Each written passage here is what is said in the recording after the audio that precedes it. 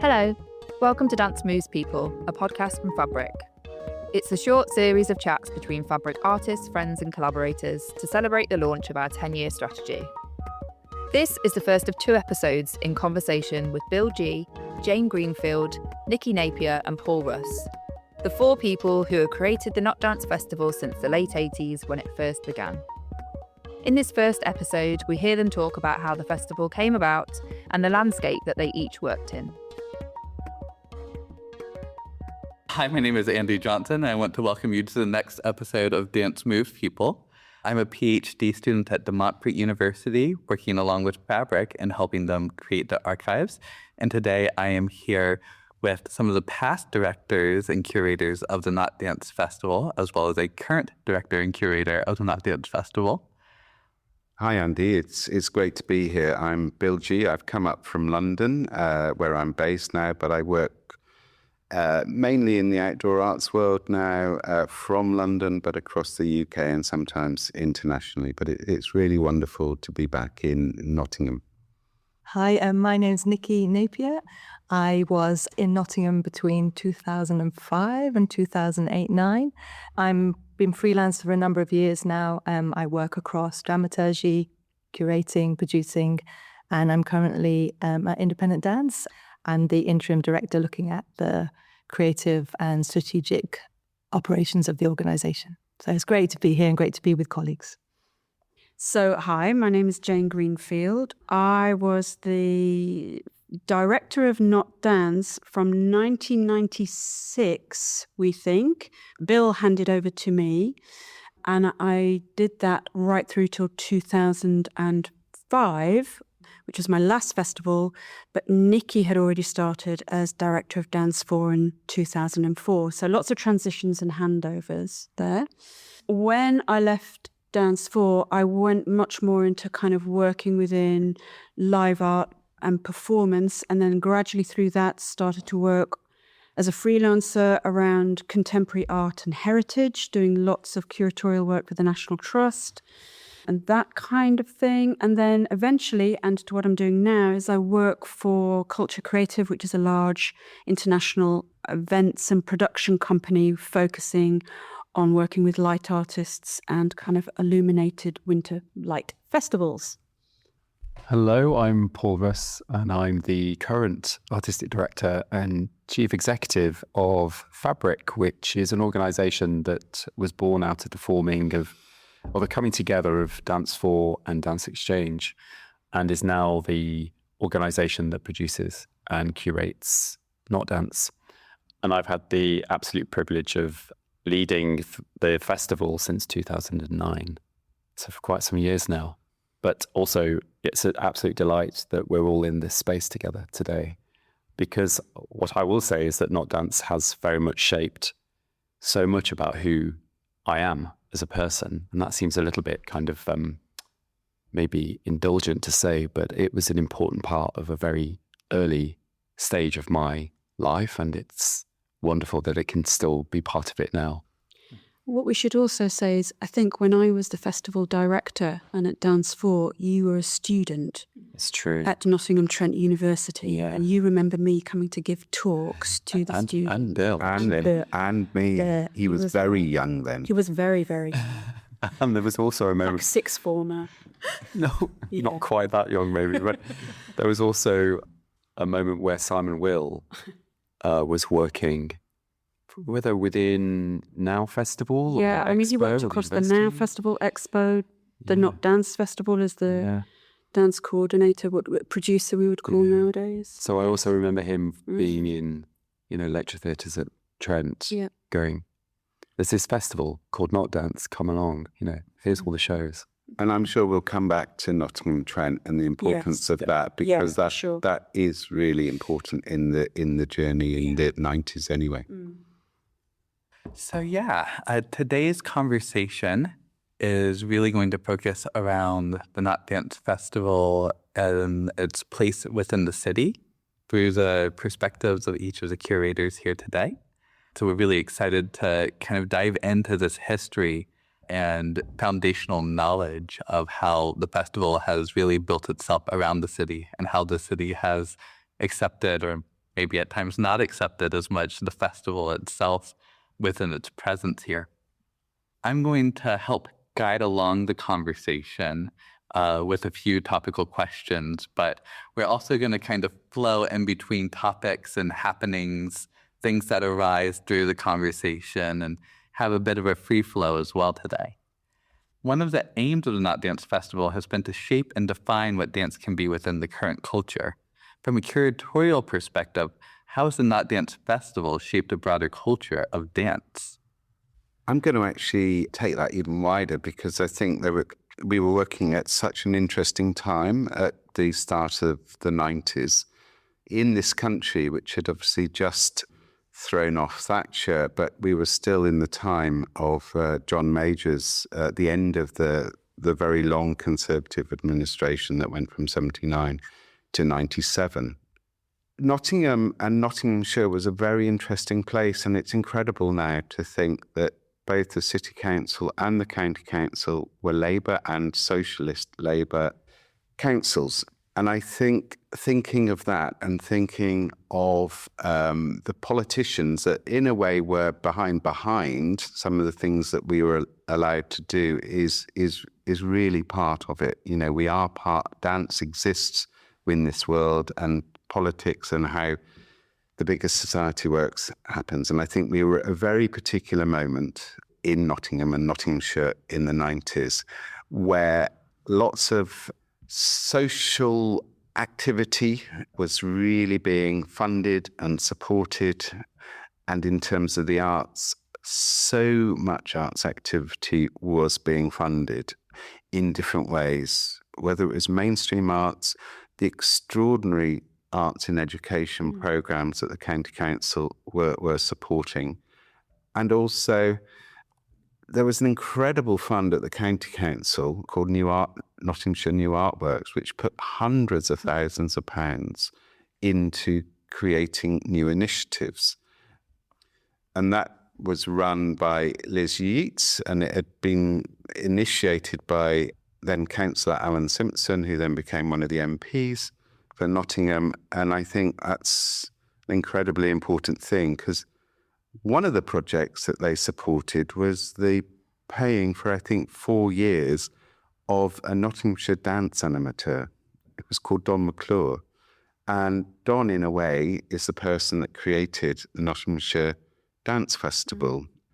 And that work, he was just sort of in that bringing together different aspects of the work that he was doing across Nottingham and Nottinghamshire. And he created this festival. And then there was this moment in 92 when he left quite suddenly at the start of the year, and the festival was scheduled to happen with some events scheduled, I think, for April or May of that year of 92. And I was a sort of freelance producer at the time, incredibly young. And I sort of got the job to sort of pull it together. So I didn't really particularly program, but I sort of created this sense of doing the Nottingham Dance Festival in that year. And then I was asked to continue to do it in 93. And that's when I suppose I came up with this idea of Not Dance, because it was very much in the arts in Nottinghamshire. We were really pushing the boundaries, I think.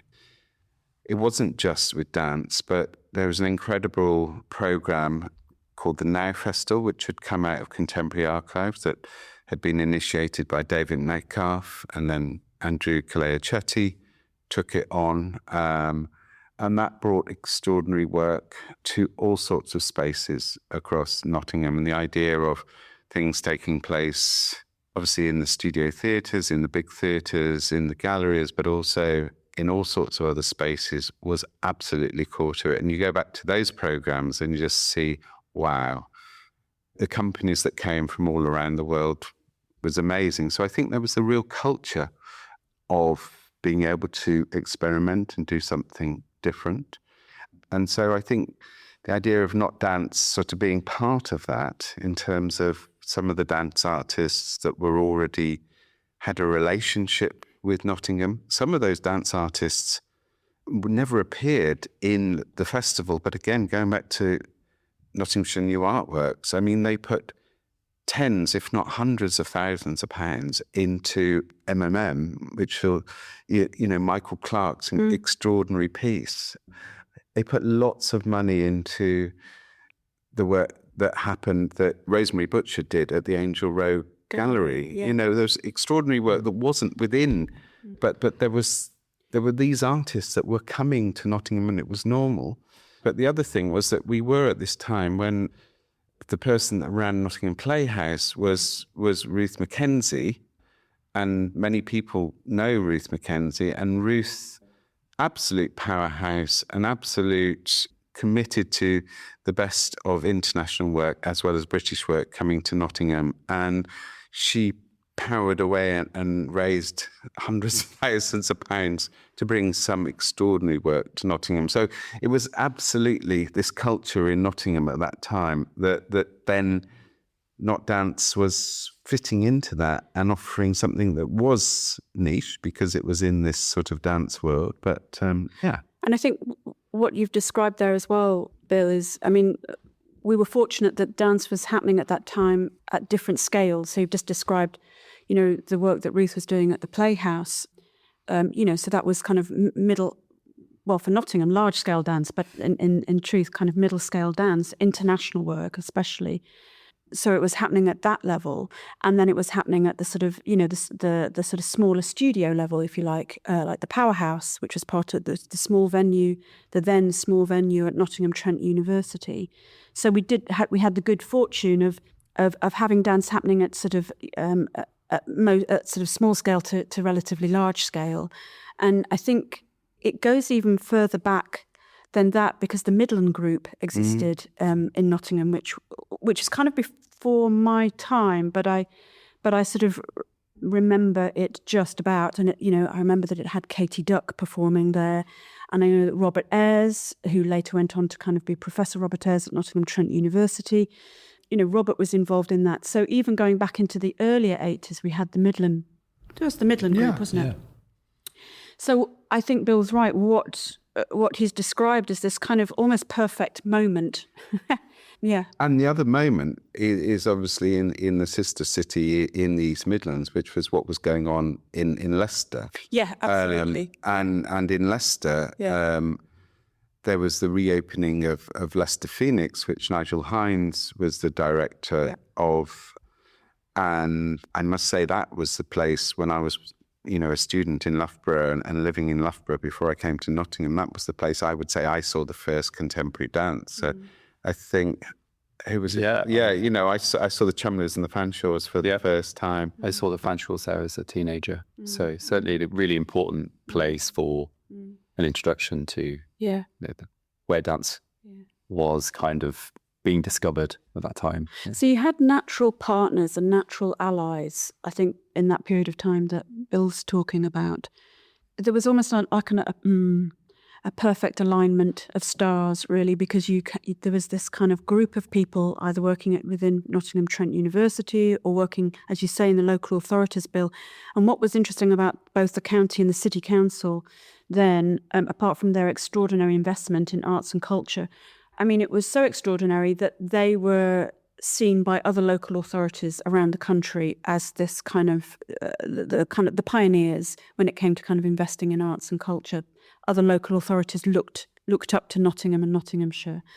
And Bill's right, it was quite extraordinary that the kind of investment that they made, either through schools work, there was a dedicated building, College Street, which was dedicated to creating arts opportunities for young people, and that lasted for a number of years. So it was happening at every level, really.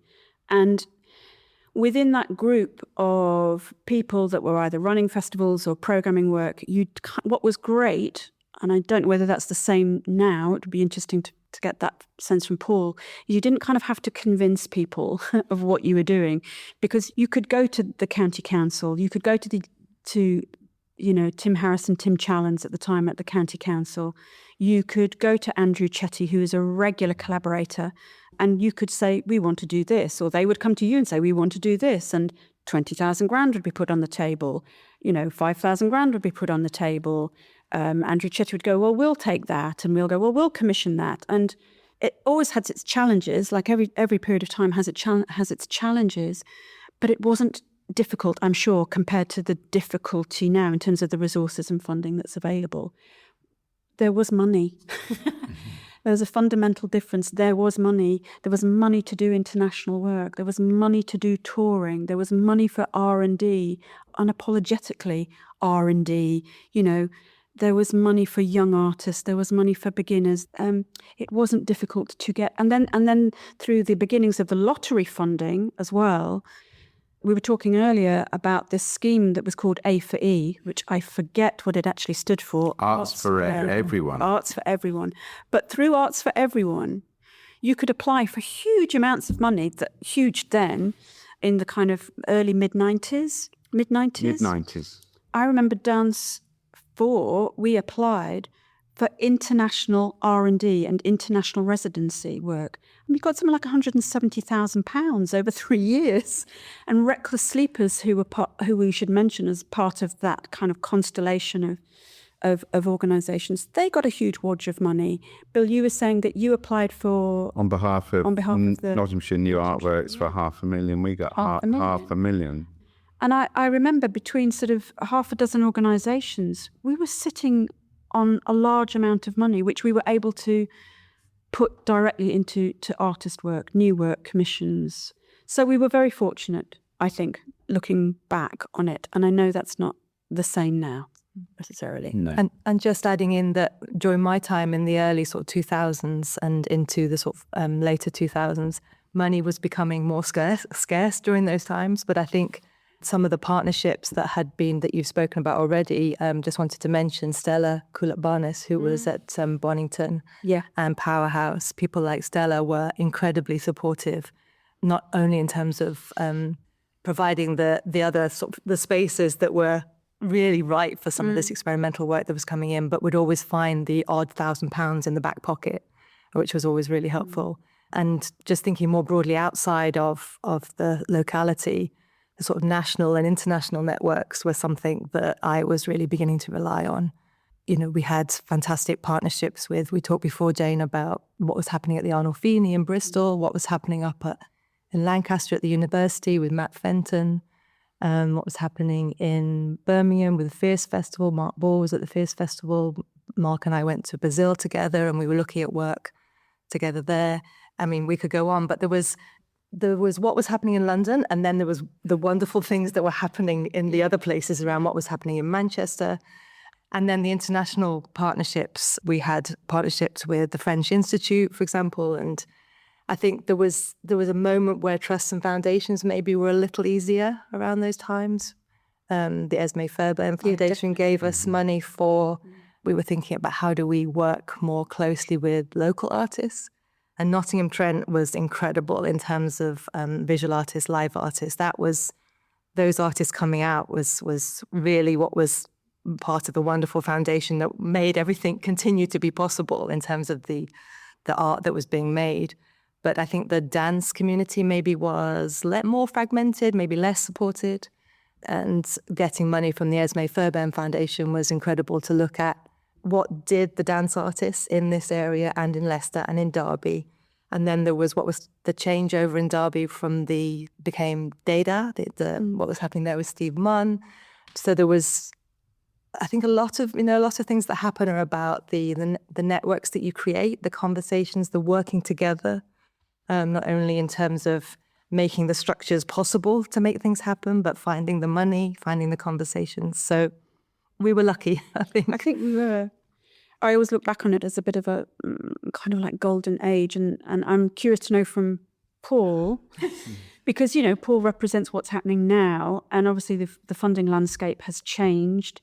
The networks have changed and priorities have changed. Sure. And not dance is still here, which is great. But I'm sure it's much more complex and challenging to maybe do the things that you want to do, or how you do them, how you go about doing them, and how you frame that work. I mean, it's really fascinating to hear so clearly that history. Some of it feels really familiar from being a student in Nottingham, but also having worked outside of the East Midlands and having worked in London and the East region for a while before coming back to Nottingham, let's face it. And certainly, so if I think about coming back to Nottingham and what I felt like I was welcomed with was this incredible organisation, group of individuals, real commitment and care to hold space for kind of radical ideas, radical spaces, the ability for artists and a structure like Dance 4 to, in effect, resist conforming to what I was really hearing, maybe more in the dance sector than maybe in the life of Nottingham or maybe in the life of the broader art sector, was really a kind of moment where I felt that whilst a Labour government was talking about, well, maybe in the early part of the 2000s, there was a real growth moment, wasn't there, for public investment? But for dance, it arrived in buildings and it arrived in developing a physical infrastructure across the country, which is brilliant and important for the art form, of course. But it, in a way, what I felt like I was arriving with was this beautiful thing that was Dance 4 and not dance, but also this massive pressure to effectively at that time say, well, what's for dance? What's going to happen for dance in Nottingham? Because that thing that is there doesn't quite sit with the national discourse. That is these big, impressive new spaces for dance that are continuing to create space for, and I don't want to dismiss the kind of important works that they were doing, but it was aesthetically not dealing with the kind of range of works or discourses that was present in a festival like Not Dance or in an organisation like Dance 4. So that was a complex beginning, and also a moment where funders were saying there is no more money for the festival. And what I was at that moment hearing is we don't value it. And so I remember a really important conversation that I had with Nikki in a kind of handover moment that was really emotional. And what that made me do is go, well, Not Dance is vital. Because nothing can happen with the growth of this organisation if Not Dance disappears. So to those people that don't necessarily want to see Not Dance continue, well, I could swear, because that's not going to happen. So not on my watch anyway. But we might have to do it differently, and we might have to find a future for the festival that continues to hold all of those really important relationships, opportunities, practices, but also try and open up something which reveals that a city like Nottingham should have more for the art form, for both artists and audiences to meet in these extraordinary ways. And we were still one of those cities that hadn't been given space properly or the right levels of investment. And so there was lots of things to fight for in this moment, I suppose. It's interesting because you say that, because, I mean, although I described this like, golden age, which I think it was, for the reasons that we've said, I do still remember with the Arts Council and with our dance officers, there being a tension there about the kind of work we were supporting and promoting or bringing over or touring, and because it lent very much into kind of live art and performance art, it was experimental dance, and always being interested and frustrated equally that the officers within the theatre department then, or those officers responsible for live art, which they were then, understood what we were doing and supported what we were doing and were absolutely like, yes, more of this. Whereas the dance officers almost kind of understood it, but I'm going to say didn't understand it. And in a way sort of said, you need to be looking at what Dance Umbrella are doing down in London. It's like, well, they're doing Mark Morris. Why would we do that? I mean, Ruth Mackenzie could have done that at the Playhouse, but why would the Not Dance Festival be doing stuff like that? So at times it felt like we were in the wrong department, because you had departments then, art form departments. We were in the wrong department then. We should be more aligned with live art or with theatre. So there were those tensions there as well. And it felt frustrating that that you were all every year having to kind of make that argument. Yeah.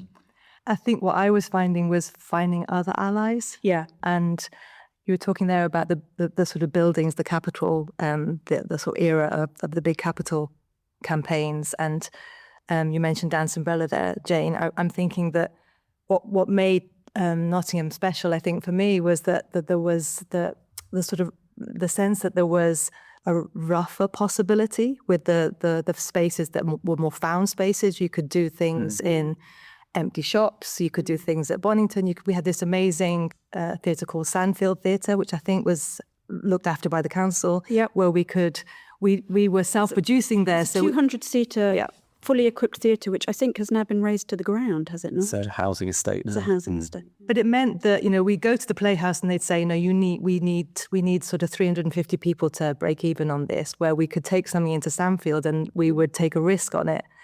And that was very different from what was happening in London, and it was more akin to what was happening internationally. So I was certainly looking at what was happening in Belgium and, countries like that, where they were using smaller spaces or found spaces, and that the importance of that in terms of providing a framework for presenting this radical work. And one of the challenges, certainly during my time, was to think about how do we really make sure that the audience for that work continues. So it was thinking about how do we talk differently about what is risk-taking experimental work, not only to our colleagues in the dance sector, as you said, to the Arts Council, which remained an issue, but to the audiences. How do we translate that? So we had a ready-made audience here in terms of the students, the Nottingham Trent students, and those people that carried on living here and making work. But how do we continue to sort of embed that into the audiences here? So I think one of the things that we've recognized in some ways, but not actually formed from the beginning, is Dance 4's relationship to the Not Dance Festival, as the Not Dance Festival itself existed before Dance 4 and was ongoing. And then when Dance 4 moved up from Leicester to Nottingham, kind of took over collaborating and really holding that festival as a part of its programming over the years, which in part the festival itself may have helped Dance 4 grow into what it was becoming and has become today as Fabric. And so I just wanted to take a moment to recognize that Not Dance as a festival actually existed way before these kind of dance agencies came into play and started working on developing dance. And it was kind of doing something, and Dance 4 kind of picked up the something that it was doing. I wouldn't say it was way before. I think it was within that time. And there's a very practical thing there that, I was a freelancer, as I've been nearly all of my life. And when Dance 4 moved from Leicester to Nottingham, they took on offices on Regent Street, just up from Nottingham Playhouse. And basically, I was your tenant, wasn't I?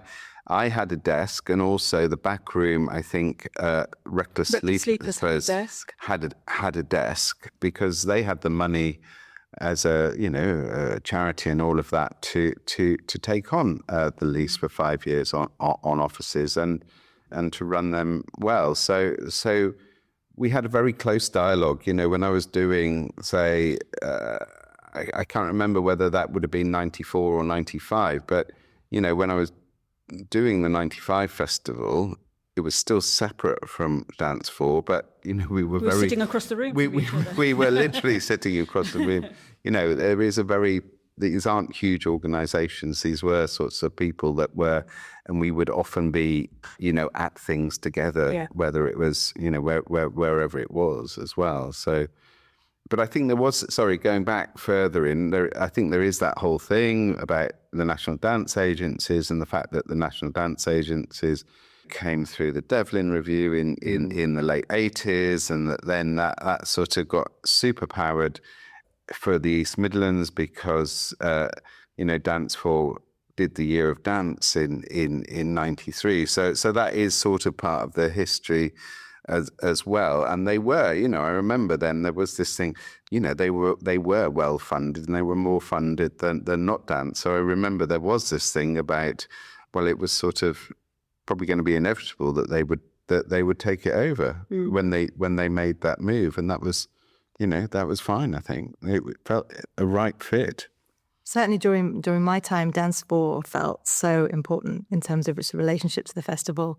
And Dance 4 was the national dance agency, but the importance of what was then called the regional agencies in Derby and Leicester and Northampton, that was really important in terms of the sort of web of people that were supporting dance practitioners. And one of the, Jane, wonderful things that I inherited was something that you did, which was called Line of Inquiry. Right. And that felt really important to me because that spoke to the relationship between Dance 4 and Not Dance, which you had wonderfully held and that, I tried to continue, which was providing an opportunity through the year-round program of Dance 4 to support artists to experiment and to make work or to have conversations with people internationally. So maybe you could talk a bit about Line of Inquiry, because I had the sort of last year of that. I have which was the pairing, wasn't it, of artists? Yeah, I mean, it was R&D based. I seem to remember. I'm having to kind of go back in time now, but it lent very much into that desire to kind of support artists through inquiry, through R&D. I think we had a mix of international artists and UK based artists, and kind of left people to their own devices very much. It's like, there's the studio, off you go. I do remember spending quite a lot of time, though, in the studio with those artists, watching those artists. And that, interestingly, is something you said this morning before we started, Nikki, about maybe being able to have the time and space then to sort of almost have a dramaturgical role, a kind of outside eye role, which I'm not sure people have much time to do now, but it was fairly fundamental. You were asked to go into the studio, you were asked to watch work, you were asked to sit there for the morning and give feedback. And we didn't describe it as dramaturgy in those days. No, it was part of the job. Yeah. It was sort of an important part of the job. I remember that one of the artists, I don't know if it was during your time or my time, was there was a group of artists called Hancock and Kelly that were based here in Nottingham. Yes. And we paired them with, I believe, an Australian dance artist called Martin Delamo. Right. And that was a really great opportunity they were live artists, Martin and Hancock and Kelly, but the relationship between Martin's work and the possibility that they could then travel to Australia. And I think that came into another program that came out of something we did with Critical Path in Sydney.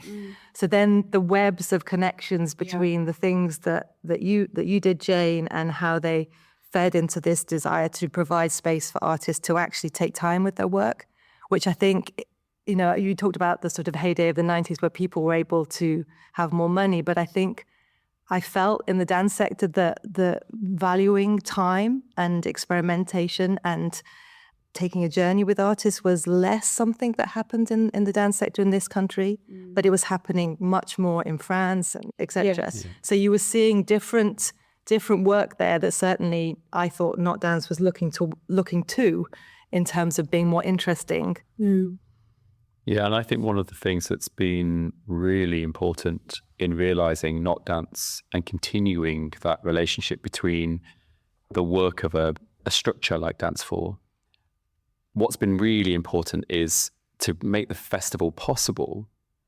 It's meant that we've, in a way, had to really lean into all of those research moments and really commit to those moments to enable the ideas, the practices that emerge from those to then also meet an audience through, say, Not Dance.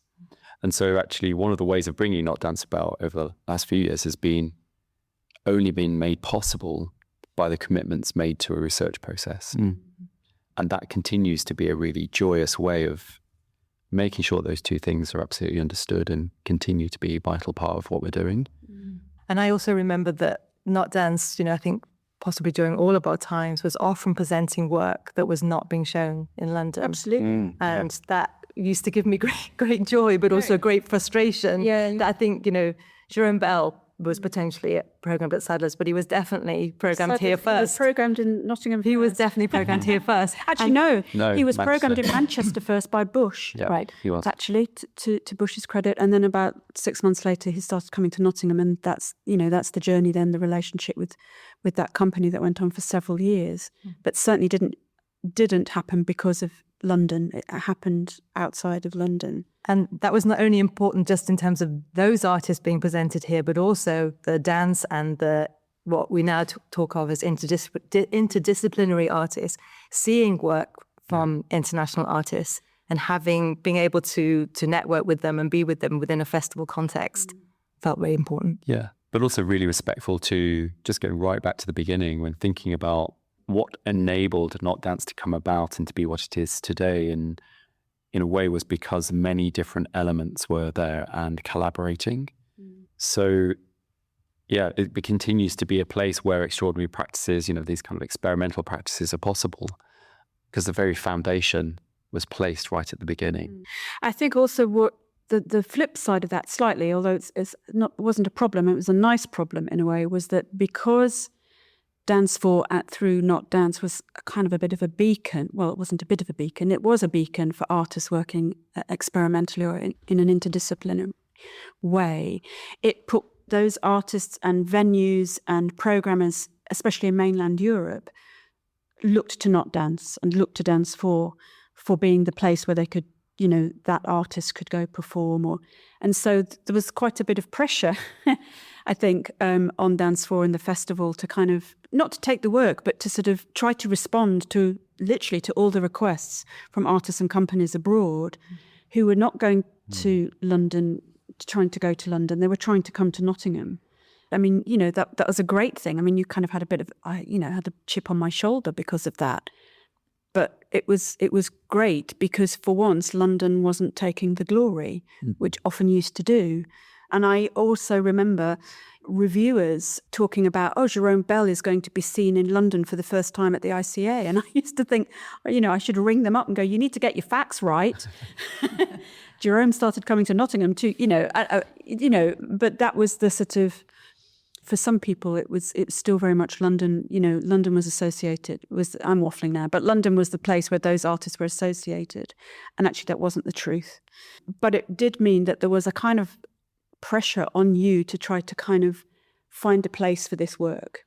I'm thinking about there was sometimes moments of isolation in terms of Dance for and the National Dance Agency network, because in a way Dance for was seen as the sort of naughty kid. That was quite a challenge at times. But then it was about being really sure that the work that we were bringing and how it was sitting in relation to UK work or local work, and really thinking about how to layer that within the festival became more important. So I could speak more confidently about why it was important. But then I'm just thinking about what was changing in London in the 2000s. So Emma Gladstone, the wonderful Emma Gladstone, was then at Sadler's Wells programming the Lillian Baylis Theatre. And the sort of dialogue between Emma and myself and others, we were thinking about what was happening at the tramway in Glasgow. So I think it was 2008, Not Dance, we took a moment to take some work to London just to kind of show. It was almost, we weren't thinking about let's take the work to London. We were thinking about how do we signal back that you see work happens in Nottingham. So it was trying to sort of say to people, come on, keep looking at Nottingham. But as you said, there was a sort of balance of international artists and promoters knew that Nottingham was the place to bring work, and Glasgow and Manchester, etc. But how it was interesting how it was changing in London. It was beginning to change through wonderful people like Emma.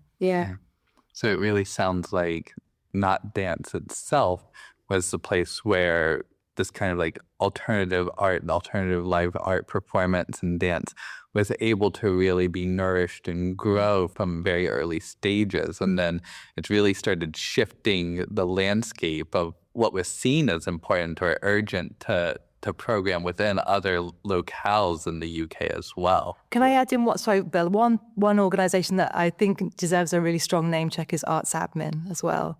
They were really significant at that time in terms of artists like Bobby Baker, Graham Miller. I think Rosemary Lee was based out of there. Bocca Vincenzi. And those artists also, and Maria Larabot. Exactly. Yes. All of them. I was just going to say, I mean, yes, I think absolutely, but I think that, there are other organisations and the work well, it was when she was within the Arnolfini that Helen Cole was doing at the Arnolfini that she then took into in between time. Absolutely. Of course, it's live artwork, but actually, again, much of that would be not dance work as well. So I think there are. But I think that's what I mean. Those, even back in the 90s and then onwards, that people like Helen and the Tramway in Glasgow, with Steve Slater, who was my sort of professional collaborator then, they were our allies, not the dance venues, not the other dance festivals generally. We were much happier and it was much easier to partner with live art venues, whether you were touring La Rebord or whether you were touring Jerome Bell or whatever. It was within the live art sector where we felt more at home and got more response and support, really. And you said earlier that Dance 4 and the festival were a beacon. And I think that's really important to be proud about, because certainly what was important about all of those relationships is that it gave those working in dance that could see the kind of restrictive nature in which some dance programs are arrived at, gave us hope in a way that people could cite really extraordinary radical ideas in dance. It's like, it is possible. Those things are coming from a dance artist or from discourses that come out of dance and can be in dance and should be embraced by dance. So it was an absolute beacon for that, because particularly without a program of Not Dance, what would we have had for so often? We'd have had dance in all of its wonderful codes, but not necessarily in these kind of special, slightly icky places of like the undefined space often that the festival is able to open up for everyone. I know we're all old people. Obviously, Paul, you're less old than some of us. But He's the young whippersnapper. I'm also thinking, and I have a very strong long-term mentoring relationship with a person that's no longer young because they're in their 30s, ELJ, Emma Lewis-Jones, who grew up through all of this, and her practice, and then her decision to go to Falmouth, and then her practice since then in terms of coming back to Nottingham and then moving to Glasgow. And now, she's very much being seen as one of the leading sort of dance dramaturgs and creating a new way of being a dance dramaturg. And I don't think she would have got there without that context. And I wonder if there are other people, who are now, they've emerged as artists working in dance.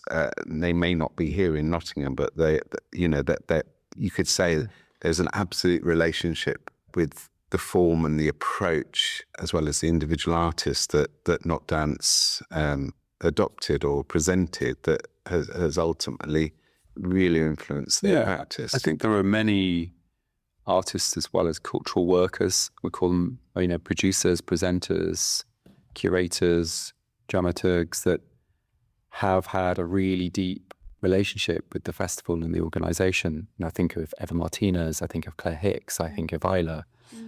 There's so many who are now in other cities and other contexts that are carrying the kind of slightly disruptive nature of what Not Dance did and what Dance 4 did, and what I hope Fabric continues to do. So I can see that in every way, that it's been really important in shaping what other audiences and contexts now have in their space, because those people have grown and discovered what's possible through this organisation and its work. Thanks for listening to this episode. For more on Not Dance, the conversations our directors made and make when programming, and what Nottingham means to the festival, check out episode 2, available wherever you get your podcasts.